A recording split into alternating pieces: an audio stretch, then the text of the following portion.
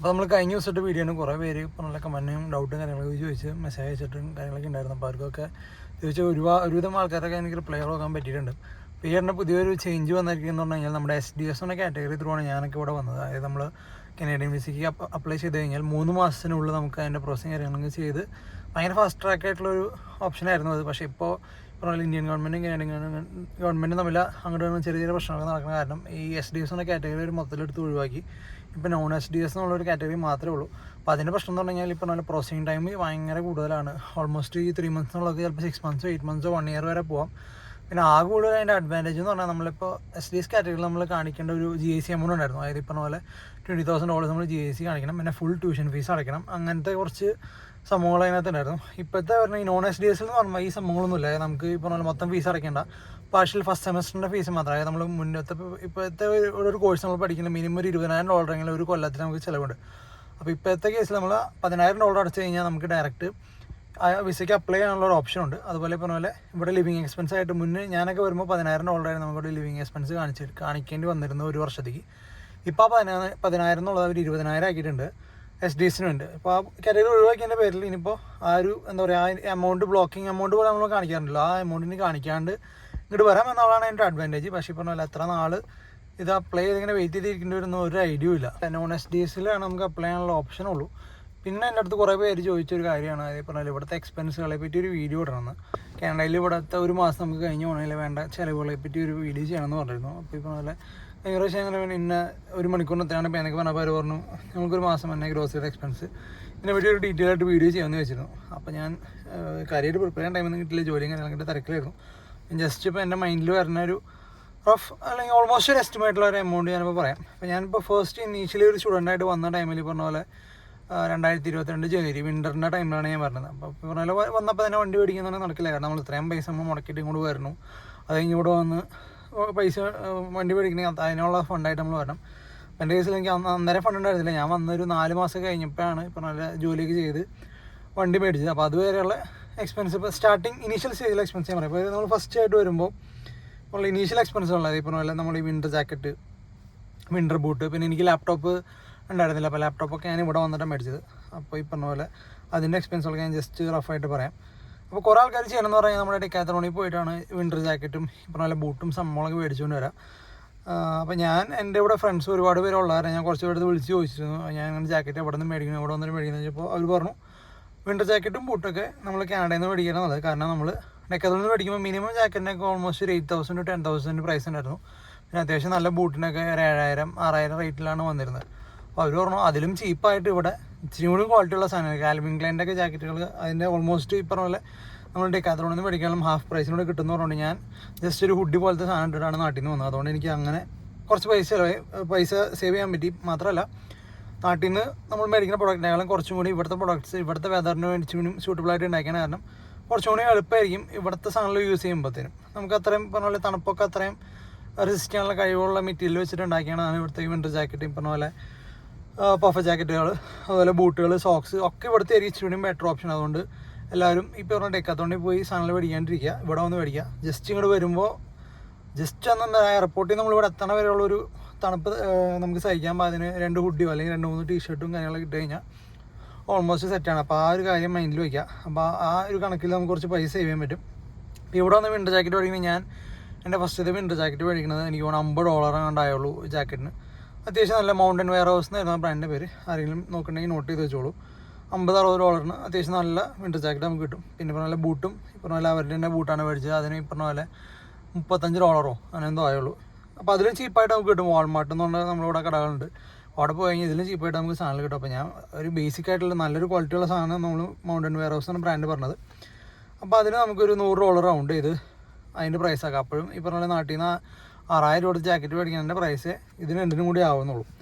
പിന്നെ ഫസ്റ്റ് തന്നെ വേറെ ഒരു എക്സ്പെൻസ് പറഞ്ഞാൽ ഞാൻ നമ്മുടെ ലാപ്ടോപ്പായിരുന്നു. അപ്പോൾ ഞാൻ എൻ്റെ ലാപ്ടോപ്പില്ലാത്ത ഞാൻ മേടിച്ച HP ഒരു ലാപ്ടോപ്പായിരുന്നു, ഗെയിമിംഗ് ലാപ്ടോപ്പായിരുന്നു.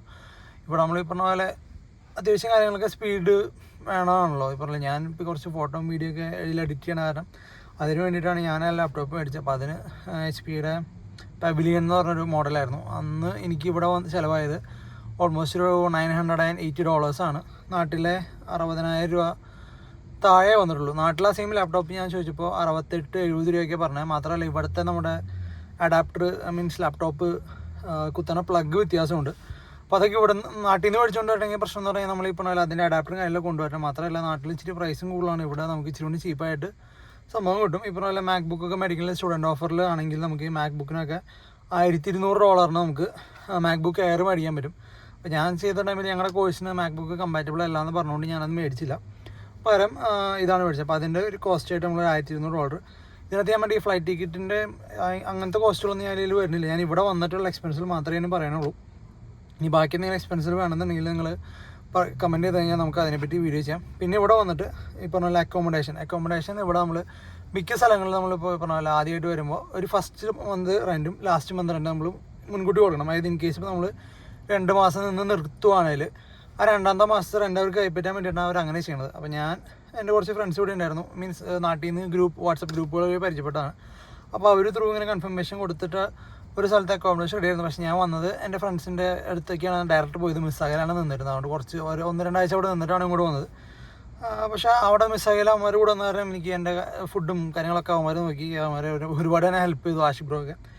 അപ്പോൾ അങ്ങനെയായിരുന്നു അവിടെ നിന്നുള്ള ഇത്. പിന്നെ ഇവിടെ വന്നിട്ട് ഞങ്ങൾക്ക് സ്റ്റാർട്ടിങ്ങിൽ ഞങ്ങൾക്ക് റെൻറ്റ് വന്നത് $280 ഒരു മാസം. നമുക്ക് റെൻറ്റ് മാത്രം $250. അതിനകത്ത് നമുക്ക് ഈ പറഞ്ഞ പോലെ എന്താ പറയുക, വീട്ടിൽ വരുന്ന ഇലക്ട്രിസിറ്റി ഇല്ല, പിന്നെ വെള്ളത്തിൻ്റെ ബില്ലില്ല. ഈ സംഭവങ്ങൾ ഒഴിവാക്കിയിട്ടാണ് ഈ $250 എന്ന് പറഞ്ഞത്. പിന്നെ നമുക്ക് ഈ യൂട്ടിലിറ്റി എന്ന് പറയുന്നത് ഈ പറഞ്ഞ കറണ്ട് ബില്ല്, വെള്ളത്തിൻ്റെ ബില്ല്, അതൊക്കെ ഓൾമോസ്റ്റ് ഞങ്ങൾക്ക് വന്നിരുന്ന ഒരു $50-60 ആയിരുന്നു ആദ്യത്തെ വീട്ടിൽ. കാരണം ആ വീട്ടിൽ AC ഉണ്ടായിരുന്നില്ല. അത് ഞങ്ങൾക്ക് ഒരു പണി കിട്ടിയതാണ്. ഞങ്ങൾ പറഞ്ഞ ഒരു മലയാളി പുള്ളി ത്രൂ അക്കോമഡേഷൻ റെഡിയാക്കി വന്നിട്ട് അയാൾ ഞങ്ങൾക്ക് നല്ല പണി വന്നു. ഒരു തല്ലിപ്പൊളി വീടും നിറച്ച് പാറ്റിക്കുള്ള വീടൊക്കെയാണ് തന്നത്. അപ്പോൾ ഞാനുണ്ടായിരുന്നില്ല ഒബീസിൽ, ഞാൻ മിസ്സാക്കിയായിരുന്നു. അപ്പോൾ വേറെ കുറച്ച് പേരാണ് പോയി നോക്കിയത്. അവർ മര്യാദയ്ക്ക് നോക്കാത്തതുകൊണ്ട് എന്താണെന്ന് അറിയില്ല. അങ്ങനെ വീട്ടിൽ ഞങ്ങൾ ഏകദേശം 1 വർഷത്തോളം അവിടെ നിൽക്കേണ്ടി വന്നു. പറഞ്ഞാൽ AC ഇല്ല, തണുപ്പത്ത് കുഴപ്പമില്ല, ഹീറ്റർ ഉണ്ടായിരുന്നു.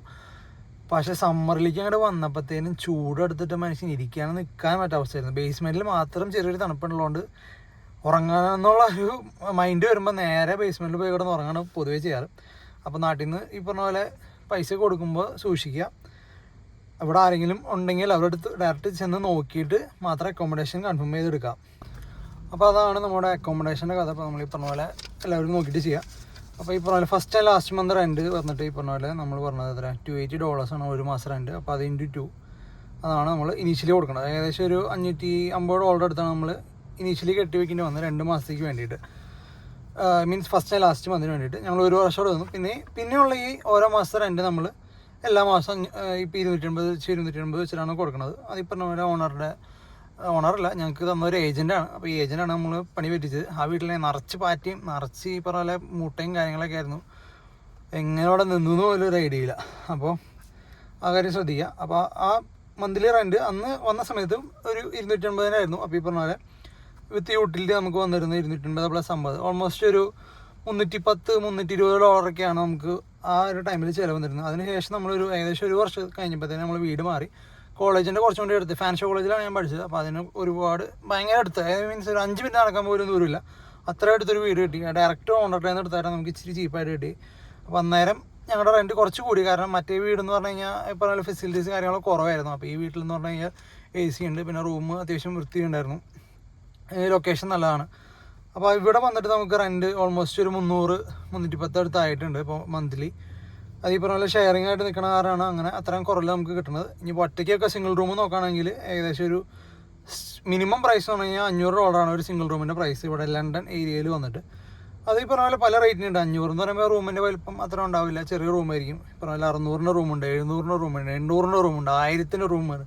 ഇപ്പോൾ ഈ പറഞ്ഞ പോലെ ഓരോ റൂമും നമ്മൾ എടുക്കും തോറും അതിൻ്റെ ഈ പറഞ്ഞ പോലെ അതിൻ്റെ സ്പേഷ്യസ് ആയിരിക്കും, അല്ലെങ്കിൽ പിന്നെ അതിൻ്റെ ലൊക്കേഷൻ ആയിരിക്കും. ഇപ്പോൾ നല്ല അപ്പാർട്ട്മെൻറ്റിലൊക്കെ നമുക്ക് സിംഗിൾ റൂം കിട്ടും. അപ്പോൾ ഇതൊക്കെയാണ് സ്റ്റാർട്ടിങ് എമൗണ്ട് എന്ന് പറഞ്ഞാൽ 500 ഇപ്പോൾ നല്ല നമ്മൾ ഷെയറിങ് ഫസ്റ്റ് വരുമ്പോൾ എല്ലാവരും പൊതുവെ ഷെയറിങ്ങിലാണ് നിൽക്കാറ്. കാരണം അത്രയും പൈസ അഫോർഡ് ചെയ്യാൻ പറ്റുന്ന ആൾക്കാർ മാത്രമേ സിംഗിൾ റൂമിലോട്ട് പോകുള്ളൂ. അപ്പോൾ റെൻറ്റിൻ്റെ കാര്യം അങ്ങനെയാണ്. പിന്നെ മന്ത്ലി എനിക്ക് വണ്ടിയും കാര്യങ്ങളൊന്നും ഇല്ല എന്ന് ഞാൻ ഓൾറെഡി പറഞ്ഞിരുന്നു. അപ്പോൾ അതിൻ്റെ കോസ്റ്റ് നമുക്ക് അപ്പോഴത്തേനും നമുക്ക് ഒഴിവാക്കാം. പിന്നെ വന്നിരുന്നു പറഞ്ഞു കഴിഞ്ഞാൽ നമ്മുടെ മാസം ഒരു വൈഫൈ ഉണ്ട് വീട്ടിൽ. പറഞ്ഞ പോലെ യൂട്ടിലിറ്റിയിൽ പറഞ്ഞ പോലെ വൈഫൈ എന്ന് പറഞ്ഞാൽ നമ്മൾ ഈ പറഞ്ഞ നമ്മൾ തന്നെ കണക്ഷൻ ഇടാം. ചില ഓണേഴ്സ് നമുക്ക് ഡയറക്റ്റായിട്ട് അവർ തന്നെ ചെയ്തു തരും. അപ്പോൾ എങ്ങനെയാണെങ്കിൽ യൂട്ടിലിറ്റിയുടെ കൂടാതെ തന്നെ അത് ഇൻക്ലൂഡ് ആയിരിക്കും. ഇപ്പോൾ നമ്മുടെ കേസിൽ നമ്മൾ ഈ സെപ്പറേറ്റ് ആണ് വൈഫൈ എടുത്തത്. അപ്പോൾ അതിന് നമുക്ക് എത്ര ഒരു മാസം $80 മൊത്തത്തിൽ വീടിന് മൊത്തം വരുന്നത്. അതിപ്പോൾ നമ്മൾ എത്ര പേര് നിൽക്കുന്നുണ്ട്, അപ്പോൾ 6 പേരാണെങ്കിൽ ഡിവൈഡ് ചെയ്ത് കഴിഞ്ഞാൽ നമ്മൾ ആ ഒരു പ്രൈസ് ഒരു $10 അല്ലെങ്കിൽ ഒരു $8 വരത്തുള്ളൂ. അതാണ് വൈഫൈയുടെ കോസ്റ്റ് വന്നിട്ട്. പിന്നെ ഗ്രോസറി അതീ പറഞ്ഞ പോലെ ഡിപ്പെൻസ് ആണ്, നമ്മൾ എന്തൊക്കെ സാധനങ്ങൾ മേടിക്കണു, എങ്ങനെയൊക്കെ നമ്മൾ ഫുഡ് പുറത്തുനിന്ന് കഴിക്കുന്നുണ്ടോ, അതോ നമ്മൾ കുക്ക് ചെയ്യണം, അതൊക്കെ ഡിപ്പെൻഡ് ചെയ്തിരിക്കും. അപ്പോൾ ഇപ്പോഴത്തെ കേസിൽ ഞാൻ ഈ പറഞ്ഞ പോലെ കുക്കിംഗ് ഭയങ്കര കുറവാണ്. മിക്കപ്പോഴും ഈ പറഞ്ഞ പോലെ ഈ പ്രോട്ടീൻ പൗഡർ ഷേക്ക് അടിച്ച് കുടിക്കുക, അല്ലെങ്കിൽ ഫ്രൂട്ട്സ്, അല്ലെങ്കിൽ പറഞ്ഞാൽ ചിക്കൻ മേടിക്കുക, ഗ്രില്ല് ചെയ്യുക, അങ്ങനത്തെ സംഭവമാണ് കഴിക്കുക. നമ്മളങ്ങനെ പ്രോപ്പറായിട്ട് റൈസും കറിയൊന്നും വെച്ച് കഴിക്കുന്ന പരിപാടികളൊക്കെ ഭയങ്കര കുറവാണ്. അതേ കേസിൽ സമയമില്ല, ജോലിയും കാര്യങ്ങളൊക്കെ കാരണം. അപ്പോൾ ഗ്രോസറിയോ എങ്ങനെ പോയാലും ഒരു മാസം ഒരു $200 to $300 നമുക്ക് ഇപ്പോഴത്തെ കേസിൽ ചിലവ് വരുന്നുണ്ട്. വന്ന ടൈമിൽ അത്ര ഉണ്ട്. വന്ന ടൈമിൽ മാക്സിമം ഒരു $100 നമ്മൾ സാധനം വെച്ചിരുന്നത്. കാരണം ഒരു ചാക്ക് അരി, നാട്ടിലെ 10 കിലോൻ്റെ അരി ഇവിടെ നമുക്ക് വരുന്നത് $30. പിന്നെ സവോളയൊക്കെ ആണെങ്കിൽ ഒരു 7 LB എന്ന് എനിക്ക് തോന്നുന്നു ഒരു 3-3.5 കിലോൻ്റെ സവോളയ്ക്ക് ഓൾമോസ്റ്റ് $10 വരുന്നുണ്ട്. പിന്നെ നിത്യോപയോഗ സാധനങ്ങൾ വരുന്നത് പാല് നമുക്ക് 3 പാക്കറ്റിൻ്റെ 1 ലിറ്ററിൻ്റെ 3 പാക്കറ്റിൻ്റെ ഒറ്റ പാക്കായിട്ടാണ് വരുന്നത്. അതിന് വരുന്നത് ഓൾമോസ്റ്റ് ഒരു $6-7 വരുന്നത്. അപ്പോൾ ഇതൊക്കെ ഗ്രോസറിയുടെ ഒരു എക്സാക്റ്റ് എക്സ്പെൻസ് എനിക്ക് പറയാൻ പറ്റില്ല, കാരണം പല ആൾക്കാർ മേടിക്കുന്ന സാധനങ്ങൾ പല ടൈപ്പിലുള്ള സംഭവങ്ങളായിരിക്കും. അതുകൊണ്ട് അതൊന്നും പറയാം. നമുക്ക് വേണമെങ്കിൽ അതിൻ്റെ വീഡിയോ ഞാനിപ്പോൾ ഗ്രോസറി മേടിച്ചിട്ട് വേണമെങ്കിൽ എനിക്ക് കാണിക്കാം. പക്ഷേ ഇപ്പോഴത്തെ കേസിൽ ഇപ്പോൾ നല്ല ഡിപ്പെൻസ് ആണ്, ഓരോ ആൾക്കാരെ വെച്ച് മാറിക്കൊണ്ടിരിക്കും. പിന്നെ എന്താ പറയുക, ഇവിടെ നമ്മുടെ ഫാൻ ഷോ കോളേജിൽ അഡ്മിഷൻ എടുക്കുമ്പോൾ അവർ നമുക്ക് ഓൾറെഡി ഫാൻ ഷോ ഏരിയയിലെ നമ്മുടെ ID കാർഡ് വെച്ചിട്ട് നമുക്ക് ഇവിടുത്തെ ഉള്ള എല്ലാ ലണ്ടനിലുള്ള കംപ്ലീറ്റ് ബസ്സിൽ നമുക്ക് ട്രാവൽ ചെയ്യാൻ പറ്റും. ഫ്രീ ഓഫ് കോസ്റ്റ് ആണ്. ജസ്റ്റ് ആ കാർഡ് ടാപ്പ് ചെയ്യാം, നമുക്ക് എവിടെ വേണമെങ്കിലും ലണ്ടനിൽ മൊത്തം കറങ്ങാം. അതുകൊണ്ട് അതൊരു നല്ല അഡ്വാൻറ്റേജ് ആണ്. പക്ഷേ അതിൻ്റെ പൈസയൊക്കെ നമ്മൾ ഓൾറെഡി നമ്മുടെ ഫീസിൽ പിടിച്ച് പോയിട്ടുണ്ട്. അതുകൊണ്ട് പിന്നെ നമ്മൾ അതിനെപ്പറ്റി ബോധമല്ല. ഇനിയിപ്പോൾ അത് അങ്ങനെ ഒരു കോസ്റ്റ് അങ്ങനെ കഴിഞ്ഞു. പിന്നെ ഈ പറഞ്ഞ പോലെ നമ്മൾ സിനിമയ്ക്കൊക്കെ പോകണമെങ്കിൽ ഇവിടെ സിനിമയ്ക്ക് ടിക്കറ്റിന് ഇപ്പോഴത്തെ പ്രൈസ് എന്ന് പറഞ്ഞാൽ $15 ഒരു സിനിമ കാണാനായിട്ട് നമുക്ക് വരുന്നത്. സിനിമ കാണാൻ പോയാൽ നമ്മൾ പോപ്കോൺ മേടിക്കും, ഫുഡ് അടിക്കും. അപ്പോൾ അതിൻ്റെയൊക്കെ പ്രൈസ് ഞാൻ വേറെ പറയല്ലേ. പിന്നെന്താ ഫുഡിൻ്റെ പ്രൈസ് എന്ന് പറഞ്ഞാൽ ഇപ്പോൾ നമുക്ക് ചീപ്പായിട്ടുള്ള കട എന്ന് പറഞ്ഞാൽ ഈ പറഞ്ഞാൽ ബർഗർ കിങ്, മെക്ഡി അങ്ങനത്തെ സ്ഥലത്തൊക്കെ ഒരു $5 നമുക്ക് ഈ പറഞ്ഞാൽ കുഞ്ഞൊരു ബർഗർ, ചെറിയൊരു വിശപ്പ് പറഞ്ഞ രീതിയിലുള്ള ഫുഡും കാര്യങ്ങളൊക്കെ കിട്ടും. പിന്നെ ചായക്ക് പറഞ്ഞ പോലെ $2 നമുക്ക് ടിമ്മിൽ വരുന്നത്. കാപ്പിയിൽ $2.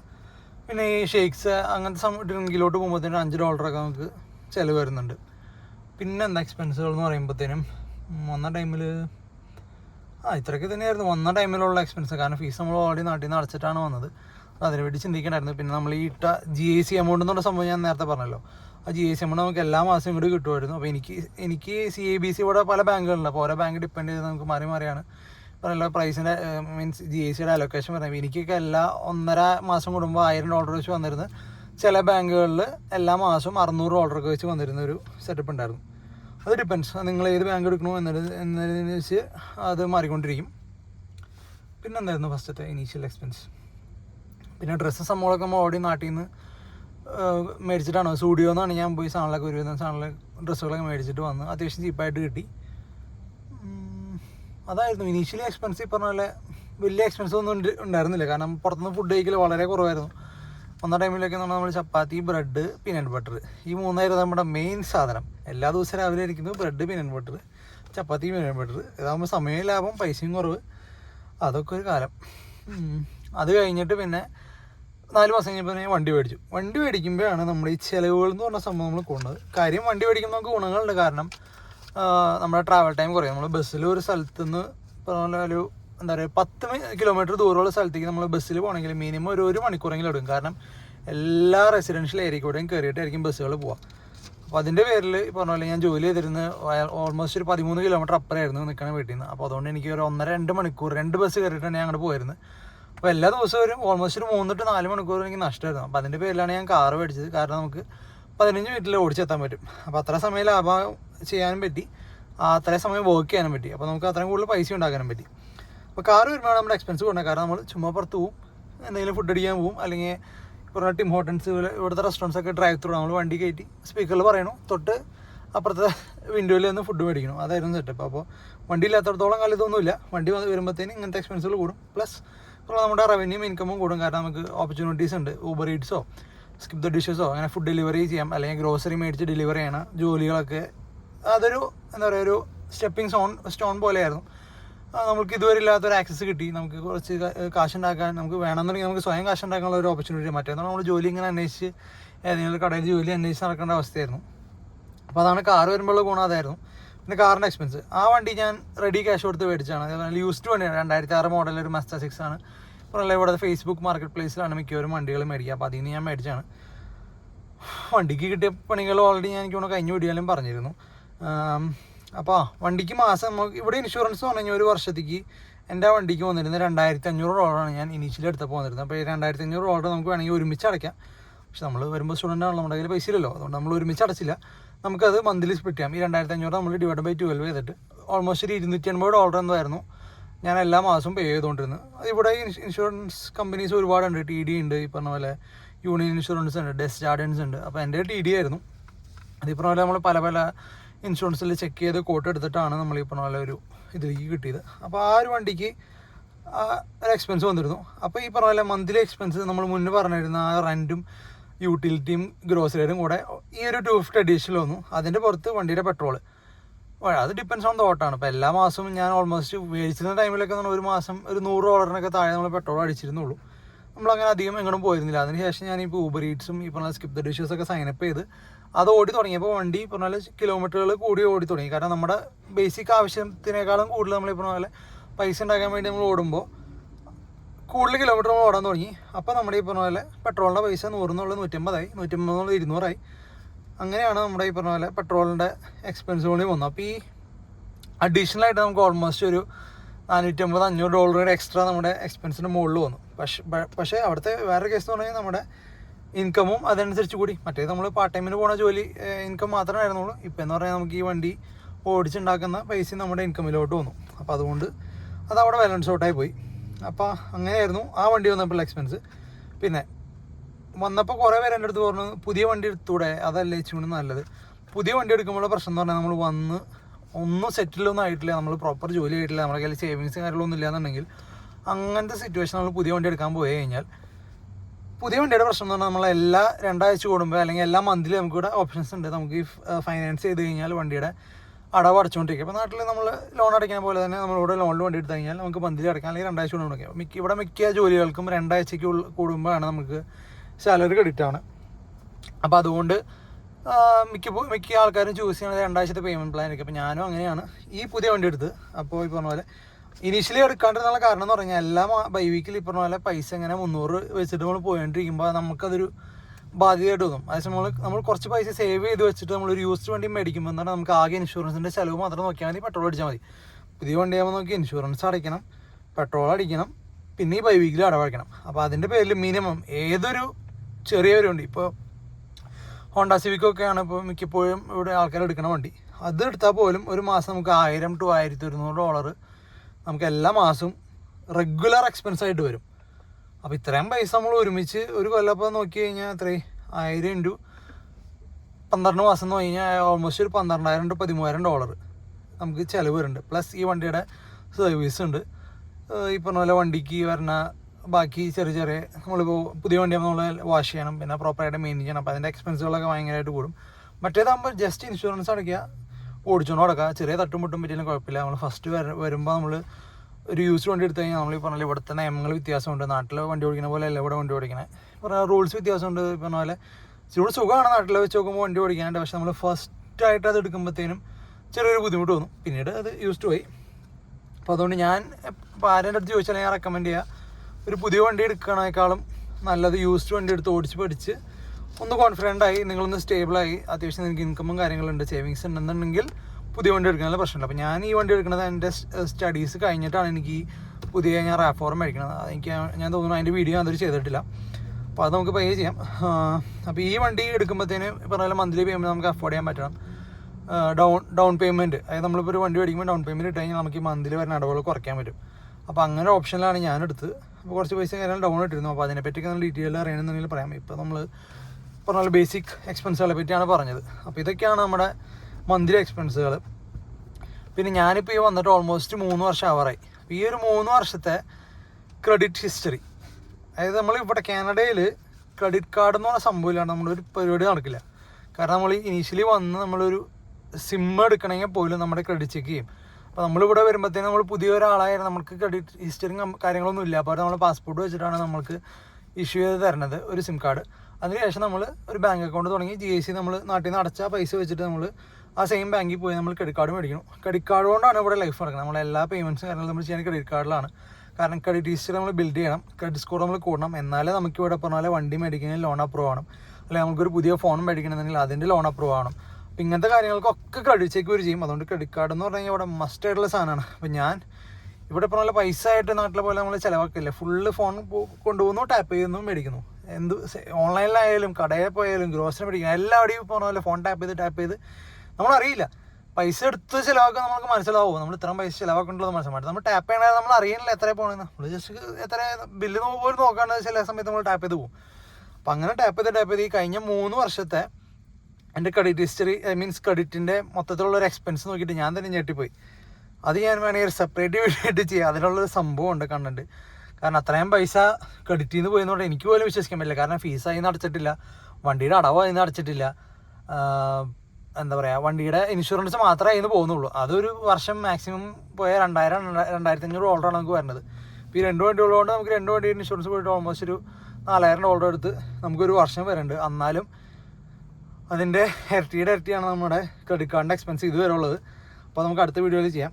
അത് കേട്ട് കഴിഞ്ഞാൽ എൻ്റെ വീട്ടുകാർ പോലും ഞെട്ടിപ്പോകും എന്നാണ് എൻ്റെ ഒരു ഇത്. അപ്പോൾ ഇതൊക്കെയാണ് നമ്മുടെ ബേസിക് എക്സ്പെൻസുകൾ. അപ്പോൾ ഈ പറഞ്ഞ പോലെ ഞാൻ എന്തെങ്കിലും കാര്യങ്ങൾ വിട്ടു പോയിട്ടുണ്ടോ എന്ന് എനിക്കറിയില്ല. എന്തെങ്കിലും ഉണ്ടെങ്കിൽ ഞാൻ ഈ പറഞ്ഞ പോലെ കമൻറ്റ് സെക്ഷനിൽ ആഡ് ചെയ്യാം.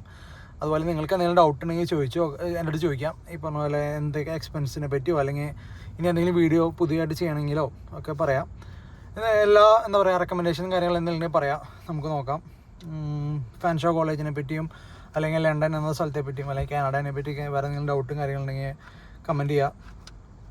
നമുക്ക് എന്താ പറയുക അത് റിസോൾവ് ചെയ്യാനുള്ള വഴികളുണ്ടാക്കാം. അപ്പോൾ പുതിയൊരു വീഡിയോ ആയിട്ട് വീണ്ടും വരാം. അതുവരേക്കും ബൈ. അപ്പോൾ എന്തെങ്കിലും ഡൗട്ട് ഉണ്ടെങ്കിൽ കമൻറ്റ് ചെയ്യാൻ മറക്കരുത്, അല്ലെങ്കിൽ ചാനൽ മെസ്സേജ് അയക്കാം. അപ്പോൾ ബൈ.